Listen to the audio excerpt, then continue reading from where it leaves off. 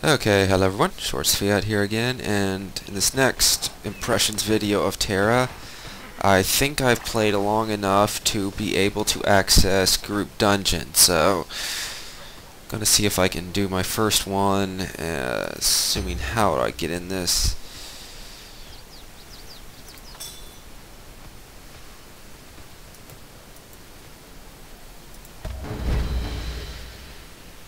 Okay, it says I'm now queued for instance matching, whatever that is. Let's see.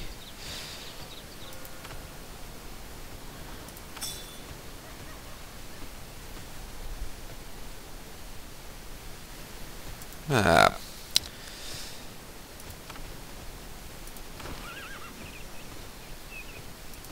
We're trying to figure out all the social stuff here. Apparently you can just create a thing where you're looking for a group, pretty much say what you're looking for, the levels and things like that. I haven't played around with it too much because I haven't gotten into it social. But I guess we'll see if we have to find a dungeon. I guess while it's looking we can talk about some of the other things. As I've noticed as we continue to play, I'm level 21 now. And I've still noticed nothing similar to a skill tree or anything like that. However, at level 20 you get something called glyph points, which you can then put on your skills. You can buy glyphs and then apply them. You have so many different glyph points. You can have as many glyphs as you want, but you can only have so many different points right now. And so currently I'm trying to find a glyph toggle so that I could switch between my different glyphs. Since I don't have any glyph points right now, I'm going to have to switch between. I'm thinking about maybe getting two setups, one for when I'm in groups that focuses on mana cost reduction and majorly focuses on my healing skills basically, whereas the one I'm going to use for single play, out doing quests and stuff, focuses a lot more on damage and not on group heals. But it says I need a glyph toggle to get them. Oh well, looks like my party's just going to have to deal with it if they get me, because I originally had put into... Let's see, what did I put it into? Yeah, for some of this combat stuff. But apparently... Yeah, I put into this combat stuff. But I didn't know you needed a glyph toggle, and I don't know if you can reset it or not, but glyph toggle's way too expensive for me right now. So yeah, but there's a couple other things I might as well talk about while we're waiting for the supposed guild queue to start. Though as late as it is, it's probably going to be a while. Let's see, what were they? Oh yeah, right away I figured out what triggered butt mode and all that other stuff. Doing story quest, or talking in the stuff with story quest when you're not on a mount. But speaking of mount, that's another good thing I liked about the game. When you reach level 11, which is about the same time you get off the newbie island, you get this quest to go pick up or get a free mount, which is nice. It's not as fast as the one I have now. This is one you have to pay real money for. I decided I just might as well go ahead and deal with it, or pay a little bit of money to get this. And plus, the day I did this, they had this special thing where double your EMP for your money. So I was like, yeah, why not? Because I figured this was fit Kimi, since her name is based on Kimi from the story Kimi and the Fire Demon. So I gotta have fire weapons and stuff like that. The thing is though, along those lines with customizations, I really like the approach I think that this game has taken according to customizations. Let me just find the customization person here. Maybe I can show you some of that while I'm waiting for the queues. Come around here. Where's the guy? I think...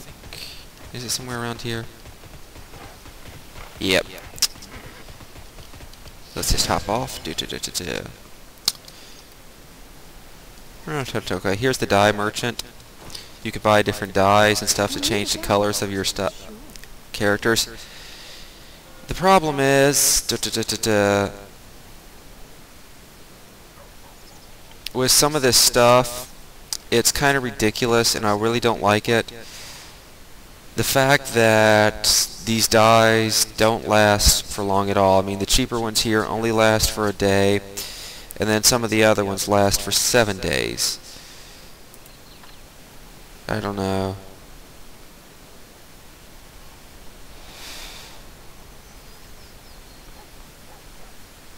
I wonder what some of this dye kit is, but stuff, I guess I'll have to deal with that later. Maybe you can make more permanent dyes, but the bottled ones, yeah, it kind of sucks that you can only try it use it for a couple days, and then you have to buy more. Prepare for cards later for the Federation. But what I really like is, let's see, with armor and stuff, weapon stuff, you can use templates. You can purchase templates, which again, or at least are expensive, at least for new players, so it's not something you'll be able to buy right away.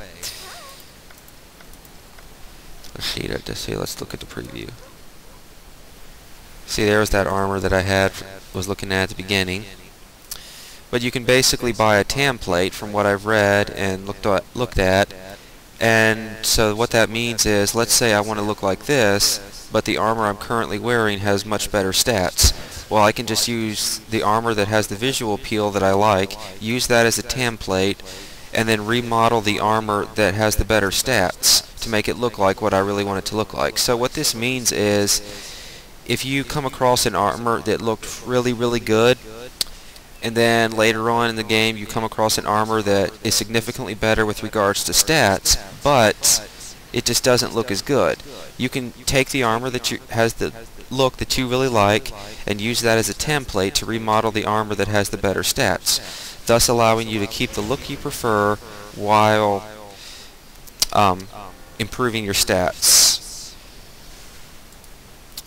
And I do like the preview here. You have to control right click. It took me a while to figure out how to do that, and it seems that I'm not going to be able to necessarily look like the way I want to, because I was trying to make her to look like the real Kimiyazachi, but Kimiyazachi wears metal armor. But if I'm going to have to do that here, I'm going to probably have to give up magic abilities and create a new character. But, oh, well, I guess we'll just have to make do. But yeah, some of these templates are expensive, but you don't necessarily have to buy the templates. If you get a piece of armor that says you can use it as a template, then, you know, you can go ahead and do that. So it's kind of nice. I think most of the armors I've seen says they can be used as a template. So that's pretty good, template.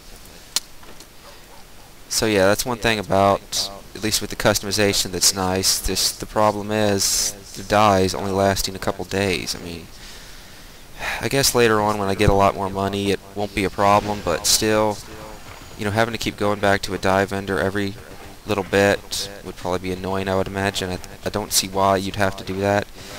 I mean, certainly if you dyed something in real life it would definitely stay the color. I mean, it would be nice if things like ketchup stains and other that only lasted on your clothes for 7 days, but not going to happen. So that's one thing I'm disappointed there, but mainly I guess it's only a minor annoyance, and once I get a lot more money it probably won't be a problem. But yes, a definite plus points for the ability to keep the armor that you like visually, while at the same time being able to have the luxury of improving your stats while keeping your visual appeal. So that's a nice plus. Okay, we're still waiting for a group. I guess I can talk to you a little bit about crafting from what I've seen here. There's some basic resources out there, plants, essence, and minerals that you can gather. You then have to combine these minerals through various means into, combine them into other resources like cloth and stuff like that. And then you have to buy kits. From here, you know, you can have different kits for parts and other stuff, which you can then use. And once you have the base materials you need and the kits, you go over here, choose what you want, and then basically just choose the blueprint that works there, or that you have, or the patterns as you depending on what it's called. So like this is the plant fibers here that we collected from plants. We can combine it with an apprentice refining kit to make verdure cloth, which can then be used to make more advanced stuff. This is currently the one here for a training mission, which I got from a guild board.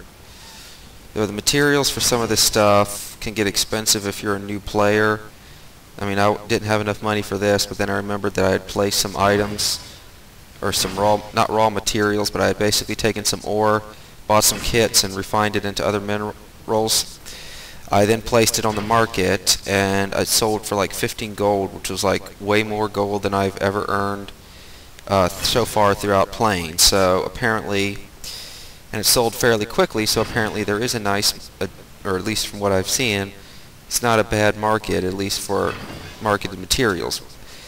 So on one hand, I'm kind of grateful for the complexity, because it takes a bit of money, you know, to be able to do this, but at the same time, you know, I guess the payoff's greater if you sell it on the marketplace and are willing to do it. So I personally enjoy complicated crafting systems, and from what it seems like this, you got to get base materials and then refine them into stuff better, which takes money.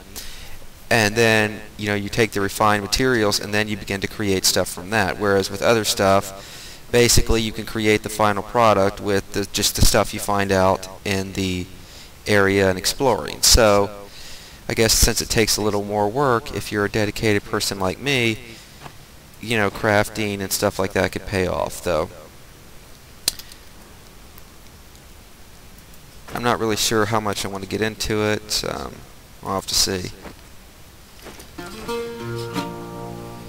Alright, party matching complete.